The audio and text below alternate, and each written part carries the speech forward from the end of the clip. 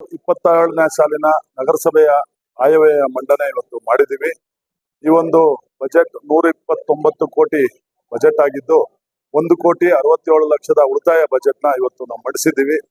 ಈ ಒಂದು ಬಜೆಟ್ ವಿಶೇಷತೆ ಏನಂದ್ರೆ, ಈ ಬಾರಿ ನಮ್ಮ ಜನಪ್ರಿಯ ಶಾಸಕರ ಒಂದು ಒತ್ತಾಯದ ಮೇಲೆ ಕರ್ನಾಟಕ ಘನ ಸರ್ಕಾರ ನಮ್ಮ ನಗರಸಭೆ ವ್ಯಾಪ್ತಿಯೊಳಗೆ ಒಳಚರಂಡಿ ವ್ಯವಸ್ಥೆ ಮತ್ತೆ ಅರ್ಧ TMC ಕುಡಿಯುವ ನೀರಿನ ಒಂದು ಘೋಷಣೆ ಮಾಡಿರೋದ್ರಿಂದ ಈ ಒಂದು ಬಜೆಟ್ ಆಶಾದಾಯಕವಾಗಿದೆ ಅಂತ ನಾನು ಭಾವಿಸ್ತೀನಿ. ನೆಲಮಂಗಲ ನಗರಸಭೆ ವ್ಯಾಪ್ತಿಗೆ 31 ವಾರ್ಡ್ಗಳಿದೆ.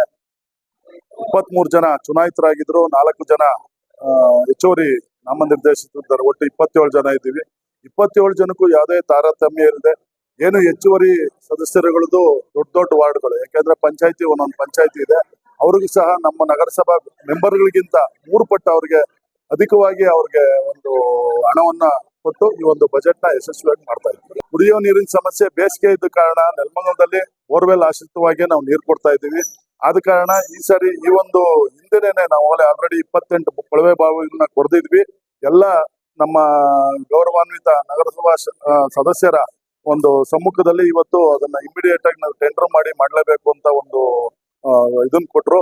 ಆ ಒಂದು ಇದರಲ್ಲಿ ಇಮಿಡಿಯೇಟ್ ಆಗಿ ನಾವು ಕೊಳವೆ ಬಾವಿಗಳಿಗೆ ಒಂದು ಟೆಂಡರ್ ಮಾಡಿಕೊಂಡು ಎಲ್ಲಾ ವಾರ್ಡ್ಗಳಲ್ಲೂ ಅವ್ರವ್ರು ಏನು ನಮ್ಮ ಸದಸ್ಯರುಗಳ ಕೋರಿಕೆ ಮೇರೆಗೆ ಒಂದು ಕೊಳವೆ ಬಾವಿಗಳನ್ನ ಕೊರೆದು ಅವ್ರಿಗೆ ನೀರು ಉಳಿಸುವಂತ ಕೆಲಸ ನಾವು ಮಾಡ್ತಾ ಕಲೆಕ್ಟ್ ಆಗ್ತಾ ಇದೆ. ಅವ್ರಿಗೂ ಕೆಲವ್ರಿಗೆ ಮಾಹಿತಿ ಕಡಿಮೆ ಇತ್ತೇನೋ ಅದನ್ನ ಅವ್ರಿಗೆ ತಿಳಿ ಹೇಳಿದೀವಿ. ಈ ಸಾರಿ ನಾವು ಹೋದ್ ಸಾರಿ ಏನು ಬಜೆಟ್ ನ ಇದ್ ಮಾಡ್ಕೊಂಡಿದ್ವಿ, 86% ನಾವು ಆಲ್ರೆಡಿ ಟ್ಯಾಕ್ಸ್ ನ ಕಲೆಕ್ಟ್ ಮಾಡಿದೀವಿ. ಇನ್ನು 15-16% ಟ್ಯಾಕ್ಸ್ ಡ್ಯೂ ಇತ್ತು. ಅದನ್ನ ಈ ಬಾರಿ ಅದನ್ನು ಸೇರಿಸಿ ನಾವು ಕಲೆಕ್ಟ್ ಮಾಡುವಂತ ಕೆಲಸ ನಾವು ಮಾಡ್ತೀವಿ. ಕಳೆದ ವರ್ಷನೇ ಅದನ್ನ ನಗರಸಭೆಯ ಒಂದು ಏನು ಬಿಲ್ಡಿಂಗ್ ಕಟ್ಟಬೇಕು ಅಂತ ಇದ್ವಿ, ಅದನ್ನ ನಮ್ಮ ಪ್ಲಾನಿಂಗ್ ಅಥಾರಿಟಿಯಿಂದ ಪ್ಲಾನಿಂಗು ಅಪ್ರೂವಲ್ ಮಾಡ್ಕೊಂಡಿದೀವಿ. ಅದಕ್ಕಾಗಿ ನಾವು 3.5 ಕೋಟಿ ನಮ್ಮ ನಗರಸಭಾ ನಿಧಿನ ರಿಸರ್ವ್ ಮಾಡ್ಕೊಂಡಿದೀವಿ.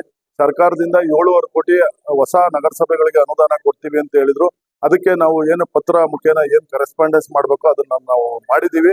ಈ ಒಂದು ಇನ್ನೊಂದು 2 ತಿಂಗಳು ಇಲ್ಲ 3 ತಿಂಗಳು ನಮ್ಮ ಏನು ಜನಪ್ರಿಯ ಶಾಸಕರ ಒಂದು ನೇತೃತ್ವದಲ್ಲಿ ಅವರು ಆ ಒಂದು ಫಂಡ್ ನ ರಿಲೀಸ್ ಮಾಡಿಸ್ಕೊಡ್ತೀವಿ ಅನ್ನೋ ಭರವಸೆ ಕೊಟ್ಟಿದ್ದಾರೆ.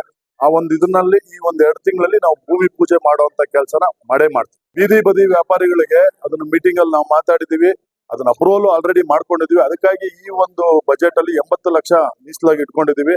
ಅವ್ರಿಗೆ ಒಂದು ನಮ್ಮ ಬಿಲ್ಮಂಗ್ಲ ಫಾರೆಸ್ಟ್ ಮುಂದೆ ಒಂದು 10 ಅಡಿಗೆ ಒಂದು 1,500 ಅಡಿ ಜಾಗ ಇದೆ. ಅಲ್ಲಿ ಒಂದು ಶೆಲ್ಟರ್ ಮಾಡಿ ಎಲ್ಲಾ ಬೂದಿ ವ್ಯಾಪಾರಗಳನ್ನ ಒಂದೇ ಸೂರಿನಡಿ ತರಬೇಕು ಅನ್ನೋದು ನಮ್ಮ ಉದ್ದೇಶ. ಏನಂದ್ರೆ ರಾತ್ರಿ ಹೊತ್ತು ಫುಡ್ ಕೋರ್ಟ್ ಎಲ್ಲಿ ಅಂದ್ರಲ್ಲಿ ರಸ್ತೆಗಳಲ್ಲಿ ಇಟ್ಕೊಂಡ್ ಮಾಡ್ತಾ ಇರ್ತಾರೆ. ಯಾಕಂದ್ರೆ ಅವರು ಜೀವನ ಮಾಡ್ತಿರ್ತಾರೆ, ನಾವು ಅವ್ರನ್ನ ಮಾಡಕ್ಕಾಗಲ್ಲ. ಅದ ಕಾರಣ ಅವ್ರನ್ನೆಲ್ಲ ಒಂದು ಸೂರಿನಡಿ ತಂದು ಒಂದೇ ತ ಫುಡ್ ಕೋರ್ಟ್ ಮಾಡ್ಬೇಕು ಅನ್ನೋ ಒಂದು ತೀರ್ಮಾನನ ಎಲ್ಲ ನಮ್ಮ ಗೌರವಾನ್ವಿತ ನಗರಸಭಾ ಸದಸ್ಯರ ಒಂದು ಒಮ್ಮತದಂತೆ ತೀರ್ಮಾನ ಕೈಗೊಂಡಿದ್ದೀವಿ. ಅದಕ್ಕಾಗಿ 80 ಲಕ್ಷ ಅನುದಾನವನ್ನು ಸಹ ಈ ಒಂದು ಆಯವ್ಯಯದಲ್ಲಿ ಇಟ್ಟುಕೊಂಡಿದ್ದೀವಿ.